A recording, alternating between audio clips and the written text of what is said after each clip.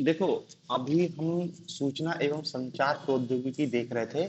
और इस सूचना एवं संचार प्रौद्योगिकी में हम ये देख रहे थे कि संचार का माध्यम क्या होगा। ठीक है, यही देखा था कि जो कम्युनिकेशन है वो किस माध्यम से होगा। इसको हमने दो कैटेगरी में बताया था, निर्देशित और अनिर्देशित, गाइडेड और अनगाइडेड। यही था। निर्देशित को हमने कहा था कि निर्देशित मतलब है कि आपका जो माध्यम है वो तार के माध्यम से होगा, और अनिर्देशित मतलब वायरलेस। ठीक है, तो इसमें भी हमने तीन देखे थे कि तीन प्रकार के तार थे, stick pair cable, optical fibre, coaxial cable, ये तीन टाइप के तार थे। अनिर्देशित माध्यम में भी देखा था, रेडियो वेव ट्रांसमिशन है, माइक्रोवेव ट्रांसमिशन है और इंफ्रारेड ट्रांसमिशन। ठीक है, ये देखा था। फिर हमने देखा था कि भारत में इसकी क्या स्थिति है। तो भारत में ये देखा था कि शुरुआत बीएसएनएल के माध्यम से हुई, फिर एमटीएनएल भी है, फिर बीएसएनएल भी है। ये इतना हमने बेसिकली देखा था कि भारत में ये जो टेलीकम्युनिकेशन है, कैसा कम्युनिकेशन को का कैसे विकास होता है, कम्युनिकेशन को नियंत्रित करने का काम ट्राई कर रही है। ये सारी चीजों को देख लिया था। अब देखो, हमको इसमें ये देखना है कि भारत में जो सर्विस प्रोवाइडर, पहले ही बताया सर्विस प्रोवाइडर पब्लिक सेक्टर और प्राइवेट सेक्टर, बीएसएनएल एमटीएनएल है पब्लिक सेक्टर में, और बाकी फिर क्या है, प्राइवेट सेक्टर के ऑपरेटर।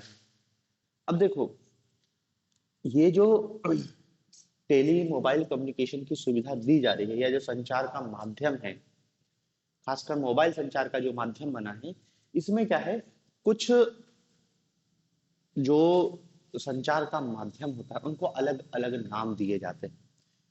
कि जैसे आप देखते हैं dial up connection, broadband connection, इनको अलग अलग नाम दिए गए हैं। तो देखो, केवल हमसे क्या है, बहुत थोड़ा थोड़ा इनमें बताना है कि भारत में जो सर्विस प्रोवाइडर है वो कौन कौन से कनेक्शन उपलब्ध कराते हैं। भारत में जो सर्विस प्रोवाइडर है वो कौन कौन से कनेक्शन उपलब्ध कराते हैं। जैसे सबसे पहला एक होता है dial up connection, dial up connection, dial up connection. अब देखो, ये सबसे पहले जब इंटरनेट की शुरुआत हुई थी, तो जो इंटरनेट दिया जाता था वो डायल अप कनेक्शन के माध्यम से दिया जाता था। इसमें क्या है, आपको अपना कंप्यूटर यदि इस पे इंटरनेट चलाना है, तो इसको क्या है, आपको टेलीफोन से कनेक्ट करना पड़ेगा। आपको यदि अपने कंप्यूटर से इंटरनेट चलाना है, तो कंप्यूटर या फिर मोबाइल कुछ को भी फोन लाइन से लिंक करना पड़ेगा। मतलब टेलीफोन मतलब समझ लो, टेलीफोन मतलब क्या है, टेलीफोन लाइन, इससे लिंक करना पड़ेगा। ठीक है ना। और फिर इसमें टेलीफोन को मॉडेम से जोड़ा जाता है, मतलब मॉडेम रहता है, बिना मॉडेम के तो काम नहीं करेगा, ऐसा। ये इस टाइप का सिस्टम इनका रहता है। ये कहलाता है डायल अप कनेक्शन।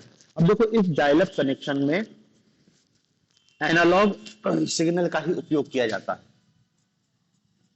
एनालॉग, इसलिए इसको एनालॉग कनेक्शन भी कहते हैं।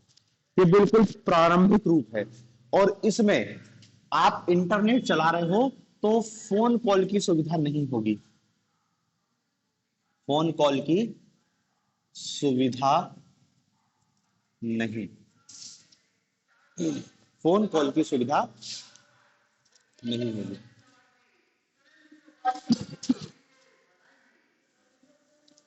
मतलब देखो, डायल अप कनेक्शन क्या है, प्रारंभिक रूप से जो इंटरनेट दिया जाता था वो डायल अप कनेक्शन के माध्यम से दिया जाता था। इसमें क्या है, टेलीफोन कनेक्शन पहले लेना पड़ता था। टेलीफोन कनेक्शन होगा, फिर उस टेलीफोन कनेक्शन से ही आपके कंप्यूटर, टेलीफोन कनेक्शन से ही कंप्यूटर लिंक होगा। और जैसे आप फोन को डायल करते हो ना, इसी टाइप से इंटरनेट डायल होता था और कनेक्शन जुड़ता था, और आप इंटरनेट का उपयोग कर पाते थे। तो बिल्कुल प्रारंभिक रूप था। बहुत देर लगती थी इंटरनेट चालू करने में। मोबाइल टेलीफोन लाइन से कनेक्ट करेगा, आप उसको कनेक्ट करोगे, टाइम लगता था। ये प्रारंभिक रूप था डायल अप कनेक्शन। अब तो डायल अप कनेक्शन ना के बराबर है, सब खत्म ही हो गए हैं। लेकिन शुरुआत यहीं से हुई थी, डायल अप कनेक्शन के रूप में। ठीक है ना। तो याद रखने वाली बात है कि एनालॉग सिग्नल ही है, इसमें फोन कॉल की सुविधा नहीं होती। फिर इसमें आता है दूसरा, leased line connection. Leased line connection, leased line connection.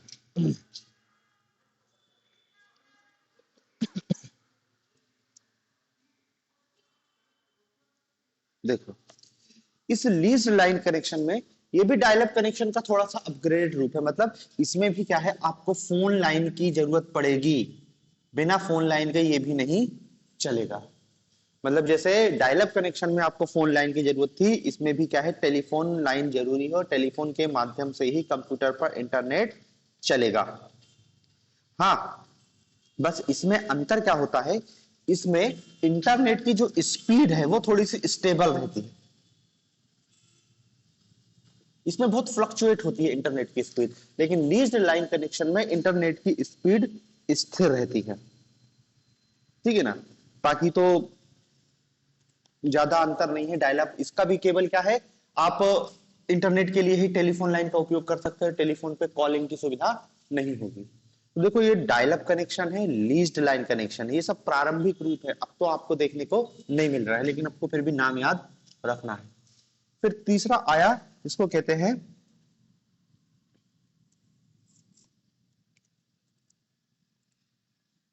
Broadband connection. Broadband connection, broadband connection. अब देखो ब्रॉडबैंड क्या है, ब्रॉडबैंड को यदि हम पूरा देखें तो broad bandwidth,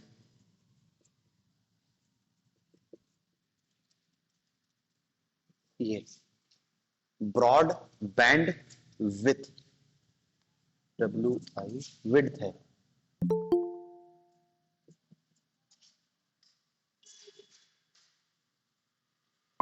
broad bandwidth, इस ब्रॉड बैंड विथ को ही शॉर्ट में ब्रॉडबैंड नाम दिया गया है। ठीक है ना। और देखो अब इस हर ब्रॉडबैंड में क्या है, पहले जब ब्रॉडबैंड आया था तो वही कोएक्सियल केबल के माध्यम से सुविधा इंटरनेट की चालू की गई थी। लेकिन फिर धीरे धीरे इस कोएक्सियल केबल को भी रिप्लेस करते गए और वर्तमान में क्या है, ऑप्टिकल फाइबर, ऑप्टिकल फाइबर के माध्यम से इंटरनेट की सुविधा दी जाती है।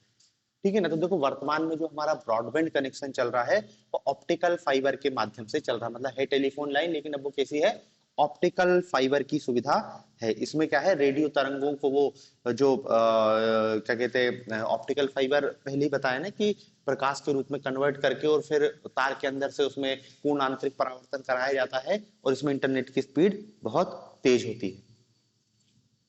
ठीक है। फिर देखो अगला इसमें एक और नाम याद रखना है, डिजिटल सब्सक्राइबर लाइन। चौथा डिजिटल सब्सक्राइबर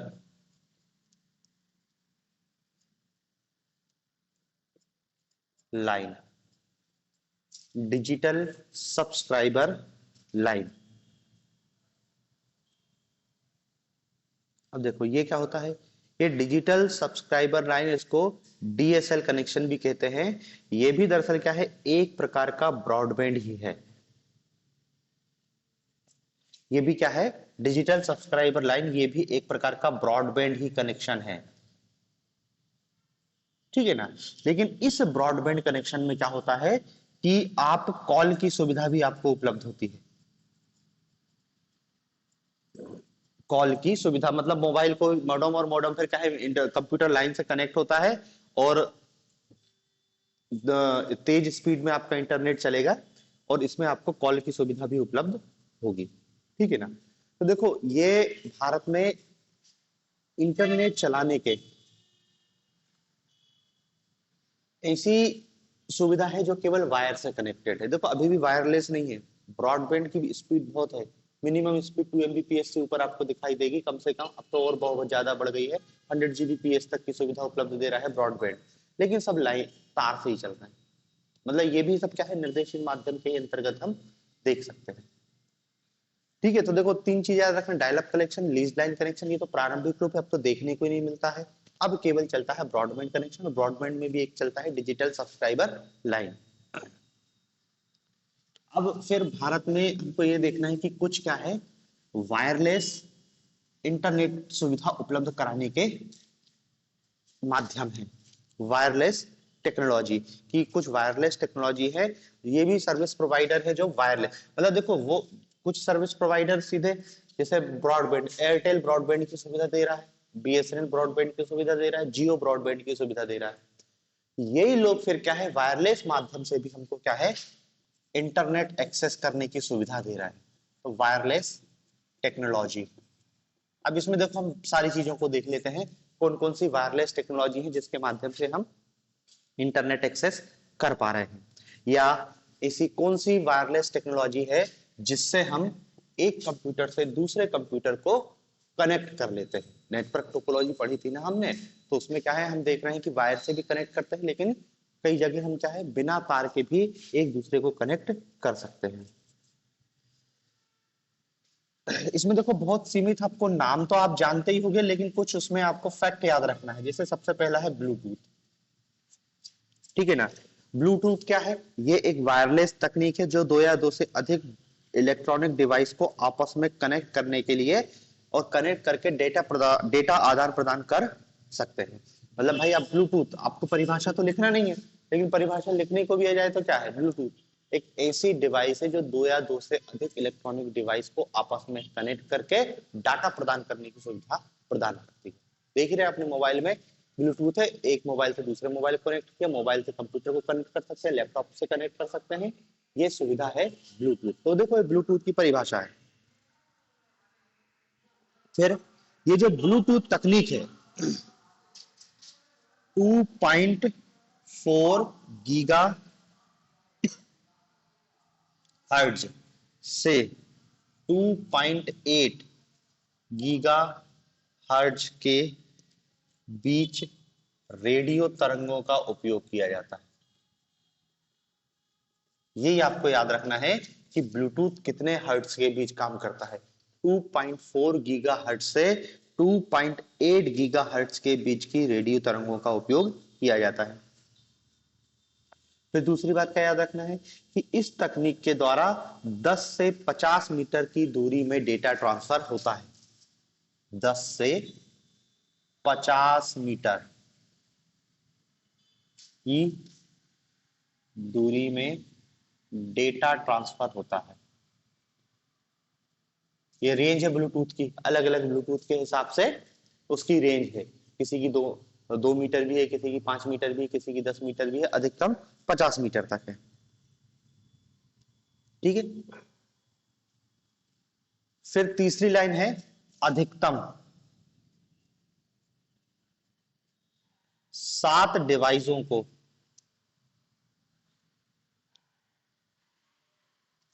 7 डिवाइस को ब्लूटूथ के द्वारा कनेक्ट किया जा सकता है।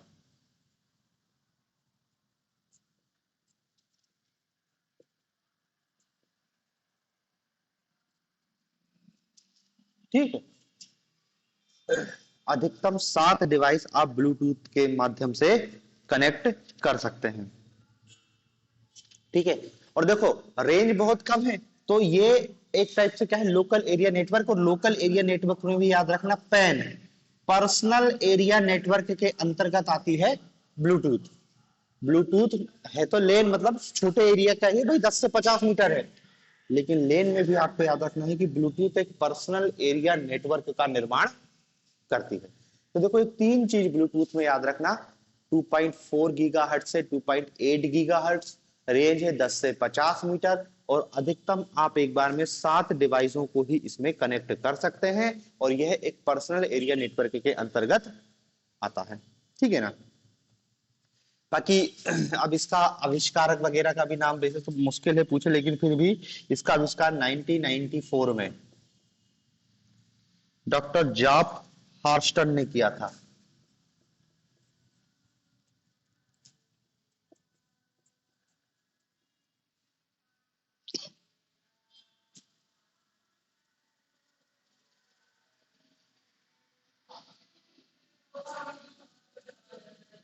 आर्टसन,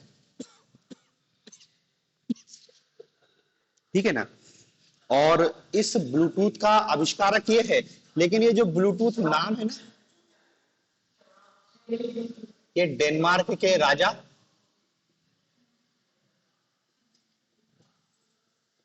हेराल्ड ब्लूटूथ के नाम पे रखा गया है। हेराल्ड ब्लूटूथ के नाम पर, हेराल्ड ब्लूटूथ के नाम पर ही इनका नाम, इसका नाम ब्लूटूथ रखा गया है। ठीक है, तो देखो ये ब्लूटूथ में आपको 4-5 पॉइंट याद रखना है। फिर ब्लूटूथ के बाद दूसरा जो वायरलेस कनेक्शन टेक्नोलॉजी है वो है वाईफाई। हाँ,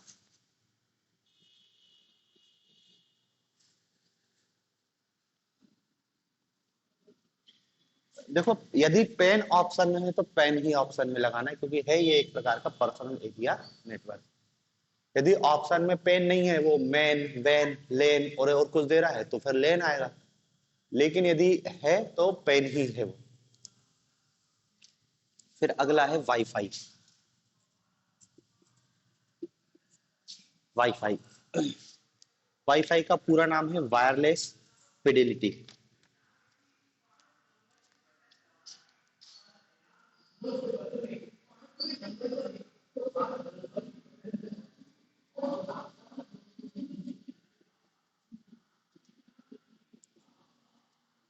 वायरलेस फिडेलिटी, इसका आविष्कार 1991 में जॉन ओ सुलिवैन,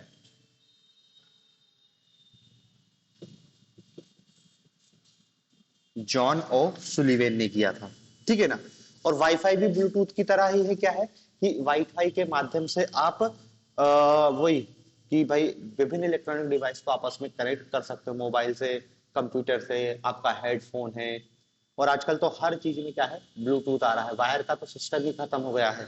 हर चीज में ब्लूटूथ, ब्लूटूथ या फिर वाईफाई, ब्लूटूथ से काफी अच्छा सिस्टम है वाईफाई। तो ज्यादातर क्या है, जो वर्तमान में इंटरनेट चलता है वो भी सब क्या है, वाईफाई डिवाइस से कनेक्ट होकर चलता है।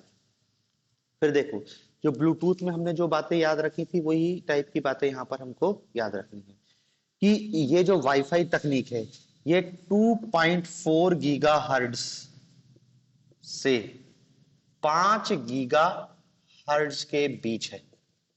ठीक है, 2.4 गीगा हर्ट्ज से 5 गीगा हर्ट्ज के बीच रेडियो तरंगों का उपयोग किया जाता है।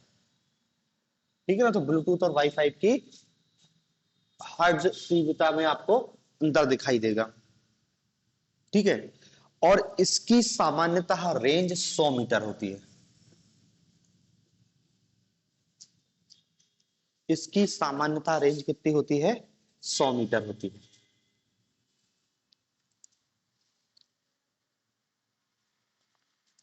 ठीक है ना।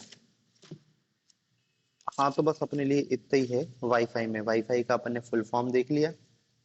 वाईफाई भी ब्लूटूथ की तरह एक वायरलेस टेक्नोलॉजी है।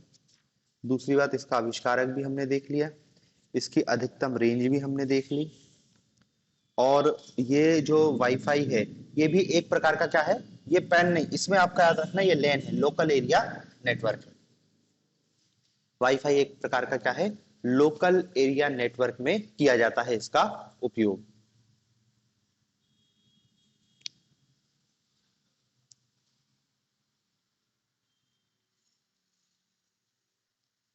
वाईफाई के बाद जो अगली चीज, अगली टेक्नोलॉजी है वो है Li-Fi, light fidelity.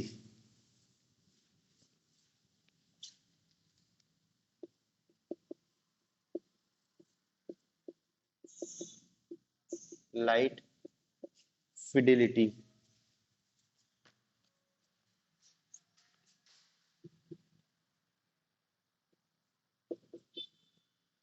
Light fidelity, इसका आविष्कार 2011 में हेरोल्ड रॉस ने किया था। हेरोल्ड रॉस ने किया था लाइफाई, 2011। हेरोल्ड रॉस ये ब्रिटेन का थे।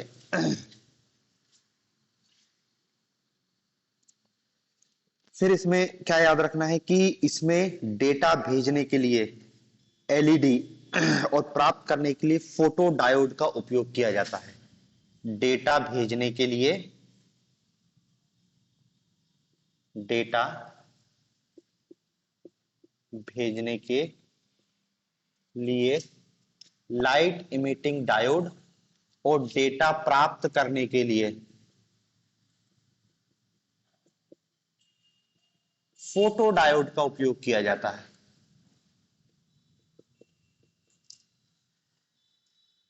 डेटा भेजने के लिए लाइट इमिटिंग डायोड का और प्राप्त करने के लिए फोटो डायोड का उपयोग किया जाता है।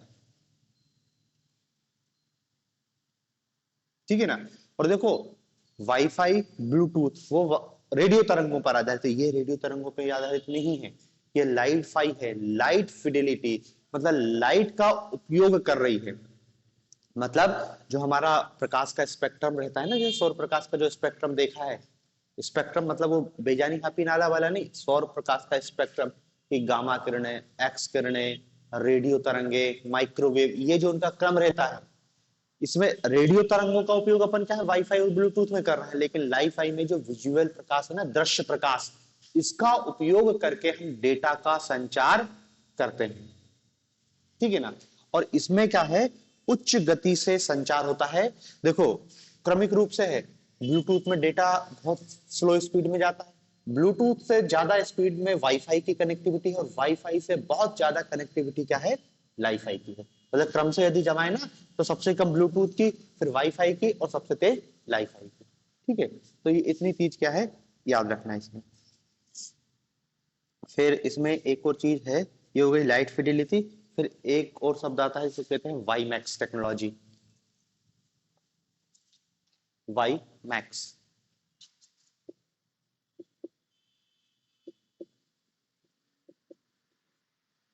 वर्ल्ड वाइड, इसका फुल फॉर्म लिखना, इंटर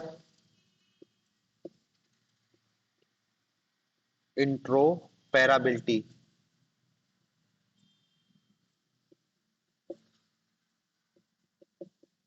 पैराबिलिटी फॉर माइक्रोवेव एक्सेस,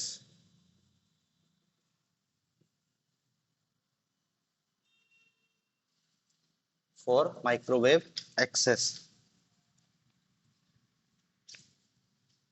ठीक है, ये वाई मैक्स का फुल फॉर्म है।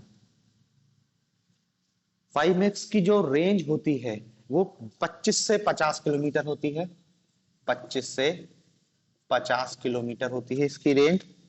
और इसमें एक साथ हजारों लोगों को कनेक्ट किया जा सकता है, एक साथ कनेक्ट, हजारों लोग एक साथ कनेक्ट हो सकते हैं। और इस वाईमैक्स तकनीक का उपयोग मैन नेटवर्क में किया जाता है, मेट्रोपोलिन एरिया नेटवर्क, मेट्रोपोलिन एरिया नेटवर्क में इस तकनीक का उपयोग किया जाता है।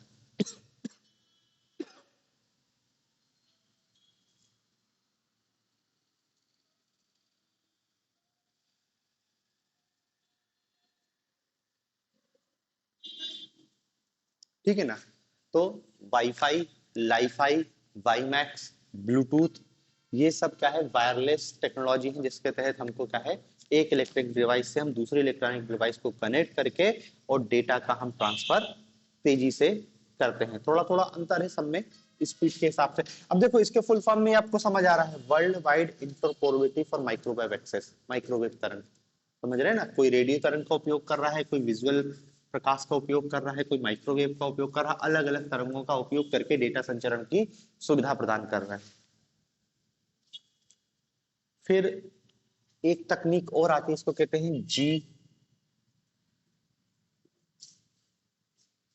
GSM। जीएस का फुल फॉर्म है global system for mobile, global system for mobile, global system for mobile. मतलब देखो ये मोबाइल में आपको डेटा ट्रांसफर करना या इंटरनेट कनेक्शन उपलब्ध कराने की एक टेक्नोलॉजी है, ठीक है ना। मतलब आप इसमें कह सकते हो कि ये क्या है, मोबाइल में डाटा ट्रांसफर करने की एक टेक्नोलॉजी है। मोबाइल में डेटा ट्रांसफर करने की एक टेक्नोलॉजी है। फोन पर इंटरनेट डाटा प्राप्त करने या डाटा ट्रांसफर, डाटा ऐसा लिख लेना, इंटरनेट डाटा ट्रांसफर, नहीं तो मोबाइल में इंटरनेट डेटा ट्रांसफर करने की एक सुविधा है, ठीक है।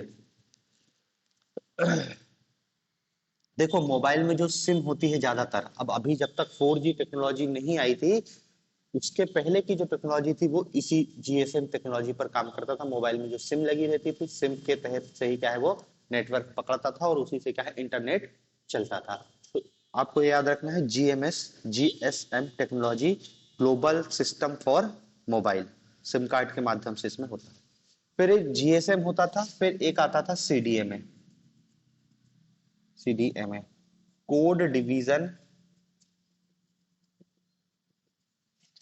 मल्टीपल एक्सेस,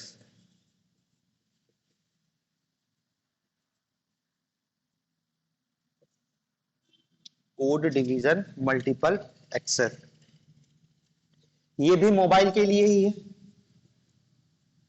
मोबाइल से इंटरनेट डेटा ट्रांसफर करने की एक तकनीक है, जैसे जीएसएम है वैसे ही क्या है सीडीएम है, जैसे जीएसएम है वैसे ही सीडीएम है। लेकिन दोनों में थोड़ा थोड़ा अंतर होता है कि जीएसएम में थोड़ी अलग, जीएसएम में टेक्नोलॉजी का नाम एज, EDGE, इसका उपयोग किया जाता है। एज का भी फुल फॉर्म है लेकिन आपको तो सही रख लो एज का, enhance data rates for GSM evolution, इसका प्रयोग किया जाता है। और जो सीडीएम है ये ईवीडीओ का प्रयोग करता है। ये तकनीक, बस तकनीक का अंतर है दोनों में। Evolution data optimize, evolution data optimize ये तकनीक होती है।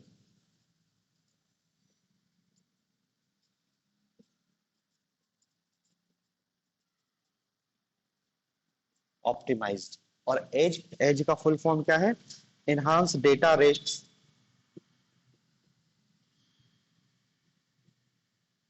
Enhance data rates for GSM evolution. बस ये भी सब दोनों पुरानी हो चुकी हैं। सीडीए में तो लगभग लगभग अब बंद है, कोड डिवीजन मल्टीप्लेक्शन लगभग लगभग बंद है, क्योंकि ये पहले होता था ना कि कंपनी का मोबाइल आता था, कि रिलायंस का मोबाइल आता था उसमें दूसरी सिम नहीं डलेगी, टाटा का मोबाइल आता था उसमें दूसरी सिम नहीं डलती, वो सब सीडीएमए टेक्नोलॉजी का उपयोग करते थे और बाकी सब क्या है जीएसएम। अब तो खैर वोल्ट वीओएलटी तकनीक 4G जब से आया है तब से ये सब बदल गया है, ठीक है ना। देखो इतना आपको याद रखना है। अब देखो अभी जो वर्तमान में हो रहा है वो तो दरअसल क्या है 4G और 5G, उसमें ये सब कोई सुविधा, ये सब चीजों का उपयोग नहीं है, ये अपन सामान्य सी बात देख रहे थे।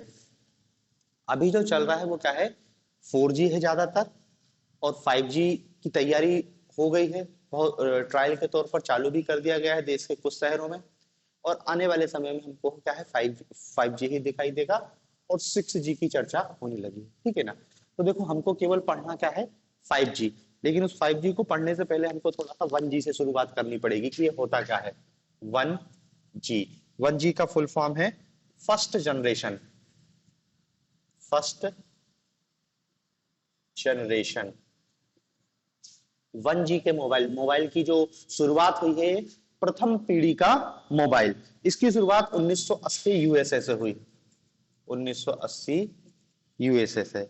इसमें data transfer 2.4 kbps,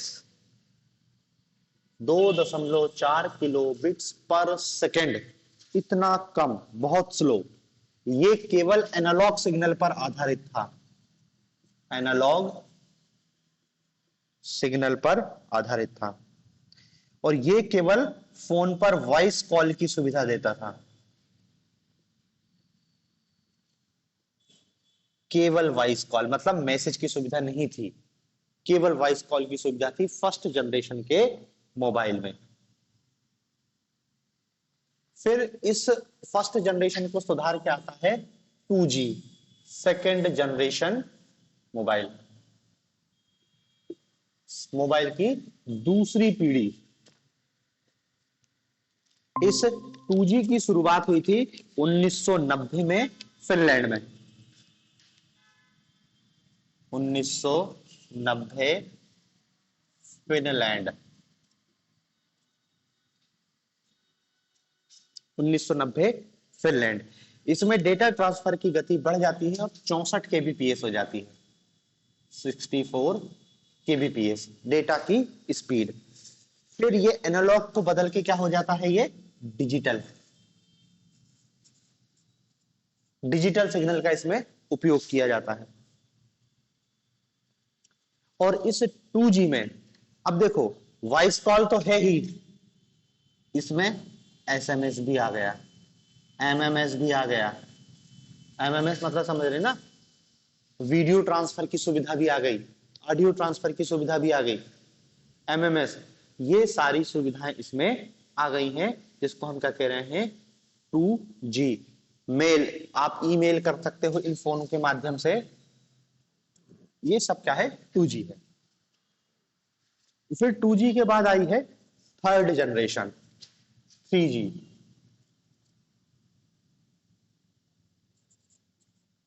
third generation 3G mobile की पीढ़ी 2000 में शुरुआत हुई है, और शुरुआत कहां से हुई, जापान से हुई। 2000 में जापान से शुरुआत हुई है। इसमें डेटा ट्रांसफर की गति 2 Mbps है, 2 Mbps, बहुत बढ़ गई है डाटा ट्रांसफर की स्पीड। देखो 1G में 2 kbps था, 3G आते तक इनने क्या कर दिया 2 Mbps। अब इसमें लगभग वो सारी सुविधाएं उपलब्ध हो सकती थी जो अभी तक कंप्यूटर में उपलब्ध थी, मतलब अब इसी से हम कहते हैं स्मार्टफोन की शुरुआत होती है, यहीं से 3G आने के बाद भारत में या पूरी दुनिया में स्मार्टफोन, मतलब फोन अब जो कंप्यूटर का काम करते थे कि भाई हैवी वीडियो गेम, आप कैमरा का उपयोग, ईमेल का उपयोग, आप डेटा ट्रांसफर हाई स्पीड से कर सकते हो, मूवी डाउनलोड, फोन, सारी सुविधाएं जो अब आज का हम स्मार्टफोन चला रहे हैं, ये 3G टेक्नोलॉजी आने के बाद ही संभव हो पाया। यदि 3G नहीं आती तो ये स्मार्टफोन भी देखने को नहीं मिलता। ठीक है, फिर 3G, ये जनरेशन रोकना नहीं है, ये एक के बाद एक आते जाना है, स्पीड बढ़ते जाना है और नई नई सुविधाएं इसमें जुड़ती जाना है। ठीक है ना, तो 3G में आपको इतना ही याद रखना है। फिर आती है इसके बाद 4G टेक्नोलॉजी, फोर्थ जनरेशन, चौथी पीढ़ी, फोर्थ जनरेशन, चौथी पीढ़ी।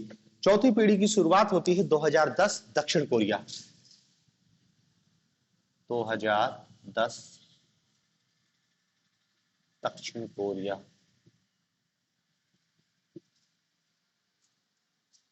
2010 दक्षिण कोरिया। इसकी डेटा ट्रांसफर की स्पीड 100 Mbps है, डेटा ट्रांसफर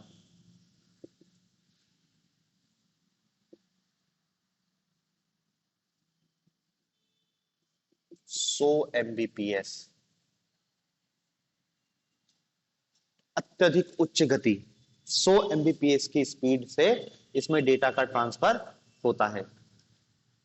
100 Mbps कह लो, या इसी को फिर क्या कह सकते हैं भाई 1 Gbps, 100 मेगाबाइट पर सेकेंड या 1 गीगाबाइट पर सेकेंड, तो बात एक ही है। ठीक है ना। दूसरा इसमें एक चीज और याद रखना कि ये LTE technology, long term evolution, LTE, LTE long term evolution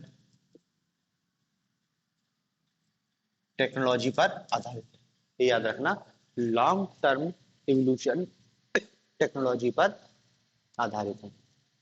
और ये सारी सुविधाओं को अत्यधिक तीव्र गति से उपलब्ध कराता है, स्पीड इसकी बहुत ज्यादा है।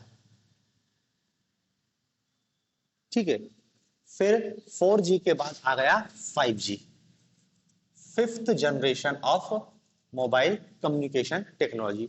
इस 5G की जो शुरुआत है वो 2020 दक्षिण कोरिया से हुई। 2020 दक्षिण कोरिया से हुई। इसमें इंटरनेट स्पीड की गति 1 Gbps से अधिक रहेगी।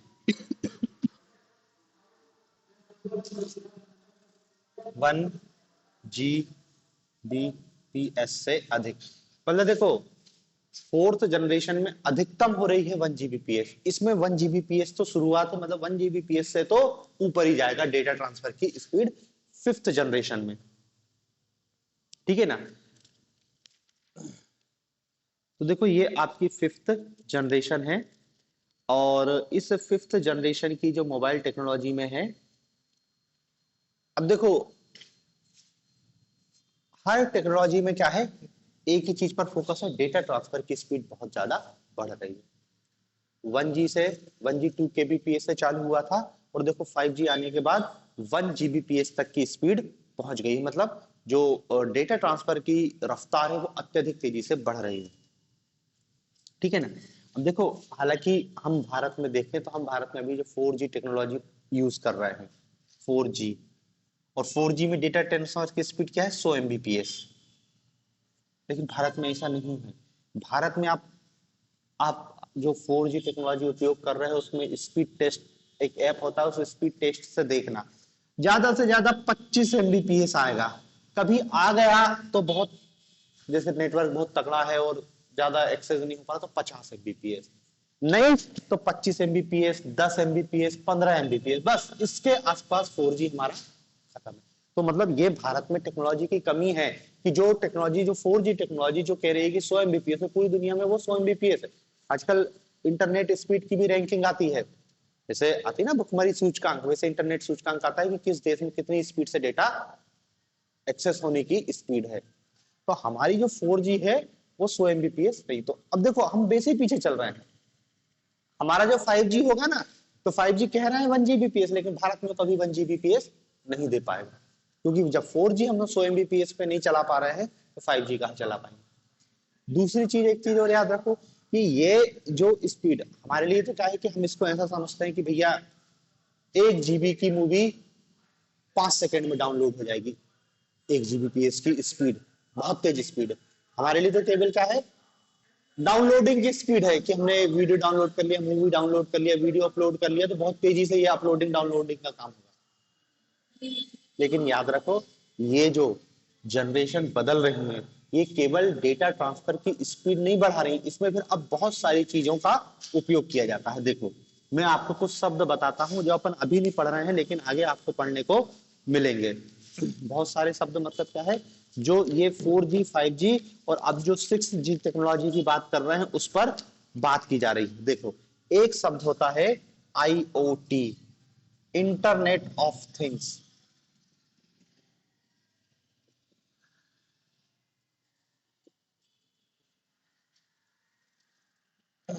फिर एक होता है 4K video,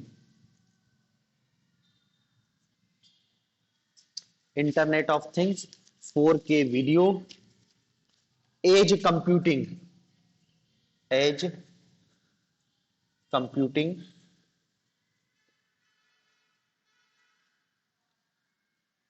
AI, big data,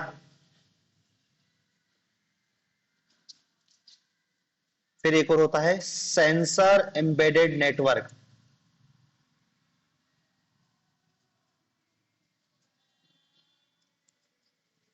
sensor embedded network,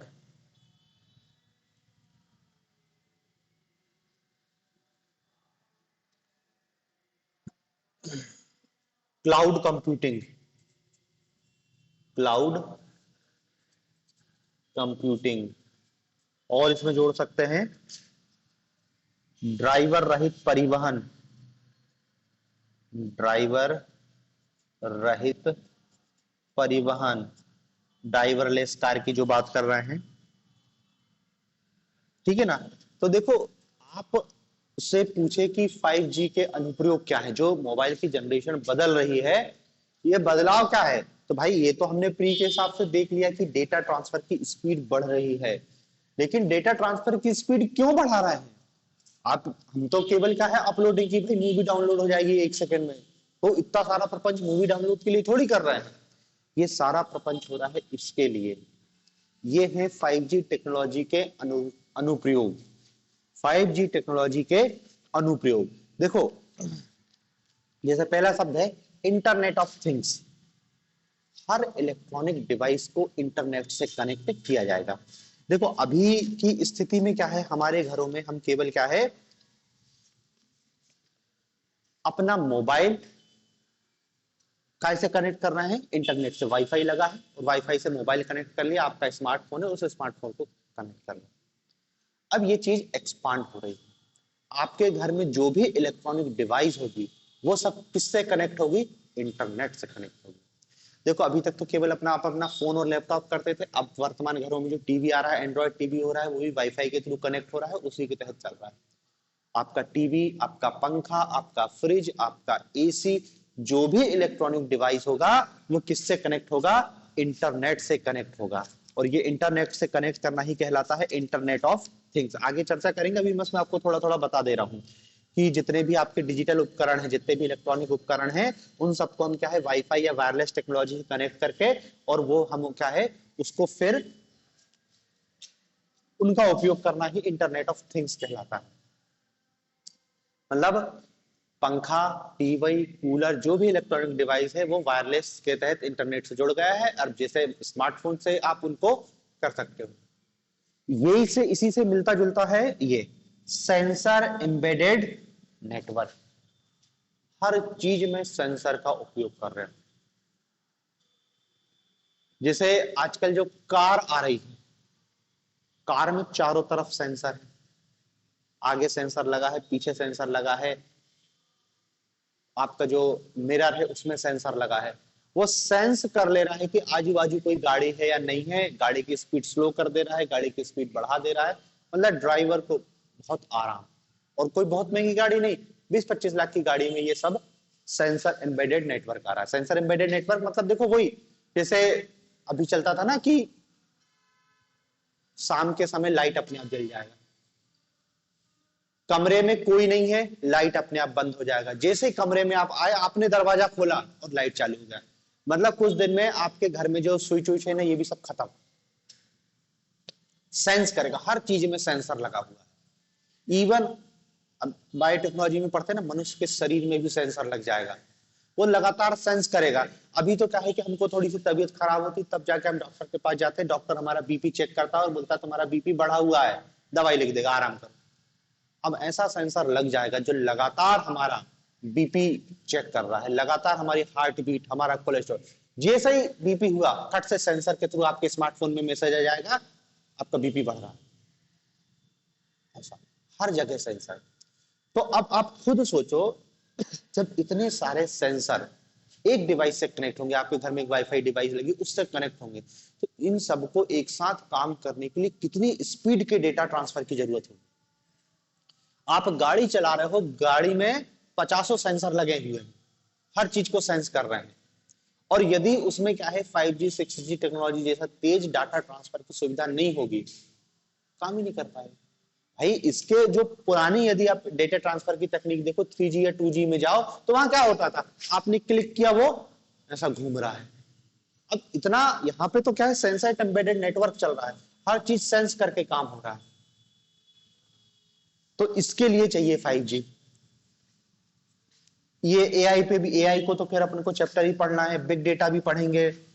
4K video, video में आजकल आप देखो कि भाई पिक्सल के हिसाब से पढ़ते थे हम कि 720 पिक्सल अच्छा वीडियो माना जाता था, फिर उन्होंने कहा नहीं 1300 पिक्सल, अब लेकिन उन्होंने कहा 4K 8K की बात की जा रही।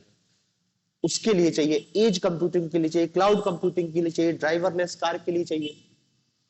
भाई हमारे यहाँ भले नहीं चल पा रहे, लेकिन अमेरिका में तो गूगल, दुबई में गूगल चला रहा है ड्राइवरलेस कार। दिल्ली मेट्रो लगभग लगभग बहुत सारे रूट पर ड्राइवरलेस कार हो चुकी, ड्राइवरलेस मेट्रो हो चुकी है, ड्राइवर की जरूरत ही नहीं है उसमें, सेंसर लगे हुए, सेंस करके पूरा मेट्रो चल रही है। वहां पे बस दिखाने के लिए ड्राइवर को बैठाए हैं कि आदमी न डर जाए कि यार ड्राइवर ही नहीं, ट्रेन कैसे चल रही है, दिखाने के लिए बैठा हुआ है, बाकी पूरा काम क्या है इसी की बात। तो मतलब देखो ये है 5G टेक्नोलॉजी की, मतलब जो टेक्नोलॉजी मोबाइल जनरेशन जो लगातार बदल रही है ना, इनके लिए बदल रही है। सिर्फ मोबाइल के डेटा को ट्रांसफर तेज करने उनने का मूवी डाउनलोड, ये हम कर रहे हैं मूवी डाउनलोड के लिए, लेकिन इन सब चीजों के लिए हमको इस इंटरनेट ऑफ थिंग्स, हर चीज को इंटरनेट से जोड़ना है। आपने बोला और काम हो गया। सेंस करेगा, एआई की बात, आर्टिफिशियल मशीन में दिमाग डाला जा रहा है कि वो खुद ही चीजों को समझ के सेंस करके काम चालू कर देगी।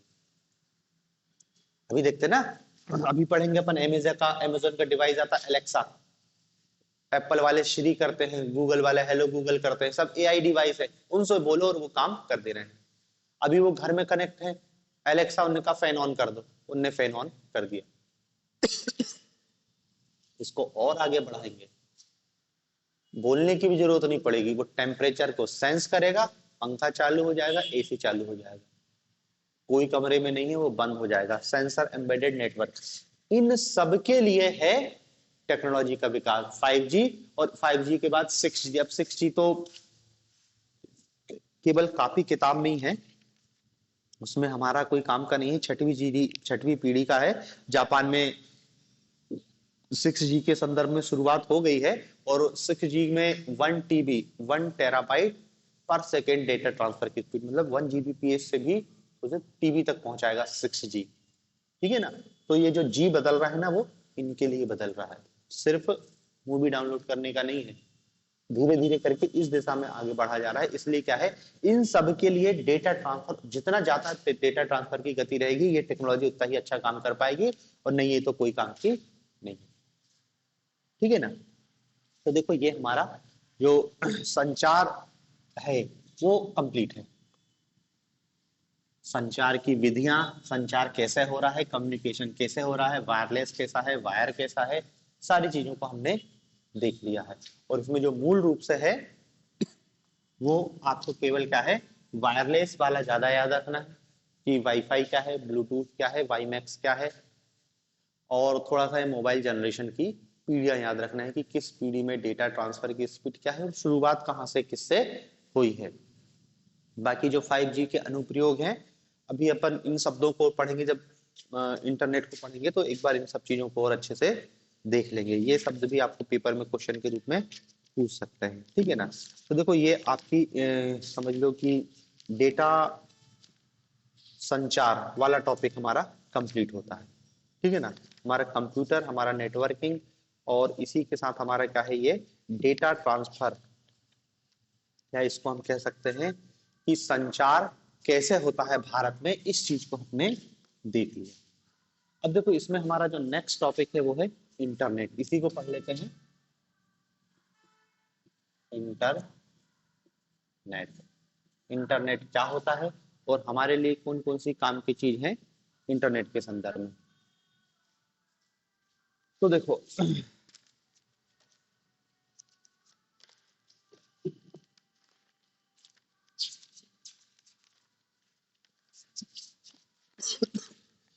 पहली बात तो इस इंटरनेट का फुल फॉर्म है international network. International network,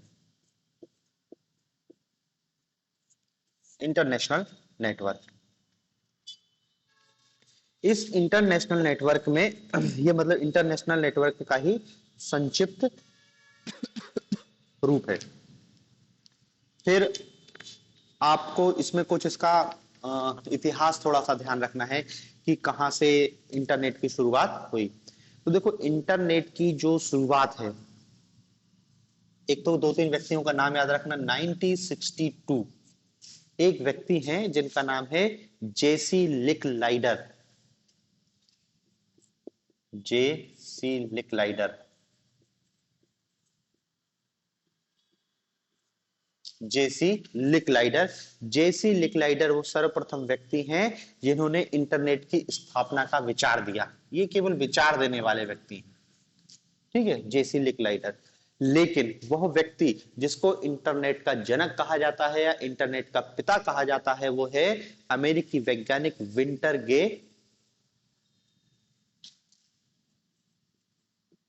winter गे सर्फ। सर्फ कर्फ वो स्पेलिंग कुछ इस टाइप से है। अब तो बस याद रखो विंटर गे सर्फ हैं जो इंटरनेट के जनक हैं। ये इंटरनेट के पिताजी कहे जाते हैं। ये क्या है? इंटरनेट के जनक, अमेरिकी वैज्ञानिक। जेसी लिकलाइडर तो बस विचार दिया था कि इंटरनेशनल नेटवर्क, दुनिया के सारे कंप्यूटरों को जोड़ने की ऐसी कोई व्यवस्था हो, और ये उसको शुरू करने वाले हैं। फिर पहली बार जो इंटरनेट है वो अमेरिकी रक्षा विभाग ने 1969 में उपयोग किया। 1969 में यूएसए रक्षा विभाग, यूएसए के रक्षा विभाग द्वारा इंटरनेट की सुविधा चालू की गई। और जो यूएसए का रक्षा विभाग था वो था अर्पानेट, ARPANET, अर्पानेट। सबसे पहले इंटरनेट की शुरुआत की advance research project agency net, ARPANET. ये दुनिया का पहला नेटवर्क कहा जाता है, या अर्पानेट ही इंटरनेट का विकास होता है। पहली बार इंटरनेट इसी ने उपयोग किया। ये अर्पानेट क्या है? विश्व का पहला नेटवर्क, विश्व का पहला नेटवर्क अर्पानेट। और तो फुल फॉर्म भी लिख लो, advanced research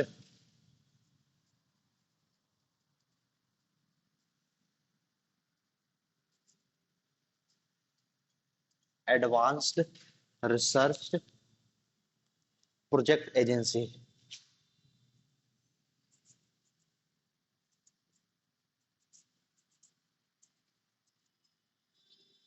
agency net, ARPA advance research project agency, और एनईटी नेट, नेट मतलब नेटवर्क। ठीक है, तो ये अर्पानेट विश्व का पहला नेटवर्क है। फिर इसमें आपको अगला नाम याद रखना है, 1989 में है Tim Berners-Lee. 1989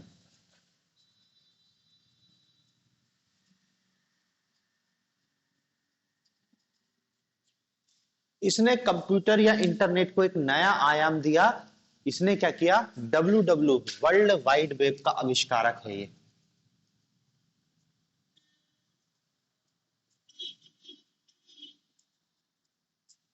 world wide web का आविष्कारक है Tim Berners Lee. World wide web, W जिसको कहते हैं ना, डब्ल्यू कोई भी वेबसाइट इनसे शुरू होती है ना, तो ये उसका आविष्कारक है। और इसकी इसी ने क्या है, कंप्यूटर को एक नया आयाम दिया। और इसी टिम बर्नर्स-ली ने हमने देखा था क्या, HTML, hyper text markup language, इसका आविष्कारक भी यही है, क्योंकि ये लैंग्वेज का उपयोग क्या है, वेब पेज डिजाइनिंग में किया जाता है।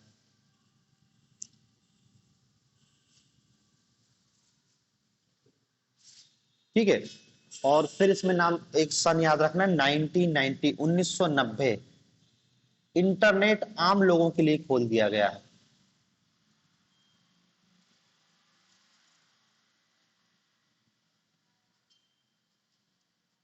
खोल दिया गया, इंटरनेट आम लोगों के लिए खोल दिया गया 1990। 1990 में इंटरनेट आम लोगों के लिए ओपन कर दिया गया। मतलब देखो, इंटरनेट शुरू तो हो गया था 1969। यूएसए का डिफेंस डिपार्टमेंट वो इंटरनेट चलाना चालू करता है। मतलब 1970 मान लेते हैं, 1990 20 साल बाद आम लोगों के लिए खोला गया है।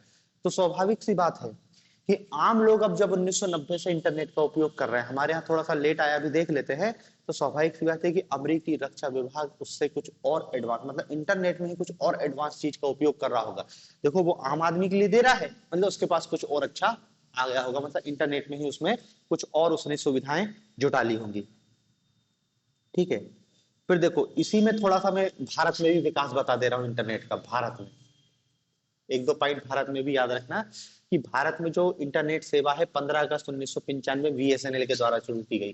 15 अगस्त 1995 VSNL, बीएसएनएल नहीं है, VSNL है, विदेश संचार निगम लिमिटेड द्वारा प्रारंभ किया गया था। भारत में इंटरनेट की शुरुआत बीएसएनएल 15 अगस्त 1995 के द्वारा शुरू की गई। फिर दूसरा इसमें याद रखना पॉइंट कि भारत में पहला संस्थान जिसने इंटरनेट कनेक्शन का उपयोग किया गया है वो है NIC Delhi, national informatics centre Delhi. ये क्या है? पहला संस्थान जो इंटरनेट से चलता है, इंटरनेट का उपयोग करता है एनआईसी दिल्ली।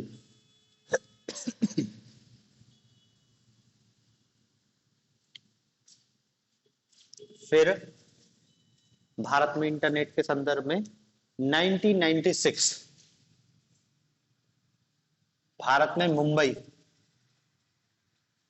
पहला इंटरनेट कैफे खोला गया है।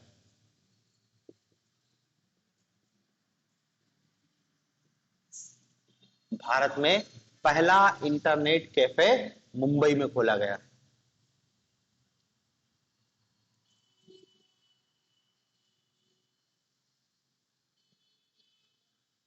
देखो 1996 में इंटरनेट कैफे खुलता है, फिर धीरे धीरे पूरे भारत में इंटरनेट कैफे खुल जाते हैं। जो लोग इंटरनेट का उपयोग करते हैं वो इंटरनेट कैफे में जाके इंटरनेट चलाते थे। लेकिन मोबाइल कम्युनिकेशन टेक्नोलॉजी ने इंटरनेट कैफे को खत्म कर दिया। अब इंटरनेट कैफे लगभग लगभग खत्म है।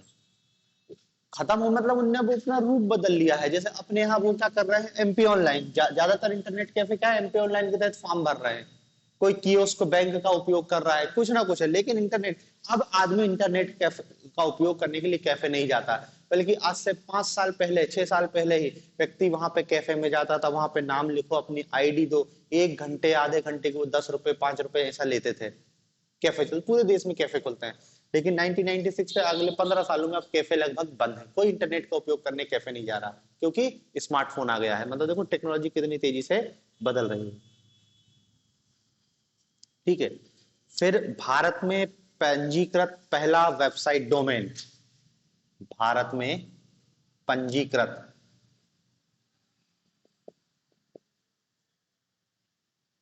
पहला वेबसाइट डोमेन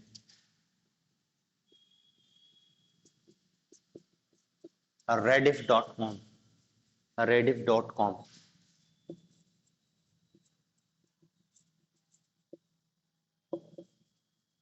1996। अभी बताएंगे वेबसाइट क्या होता है, डोमेन क्या होता है। ये बस आपको तो फैक्ट याद रखना है, ठीक है।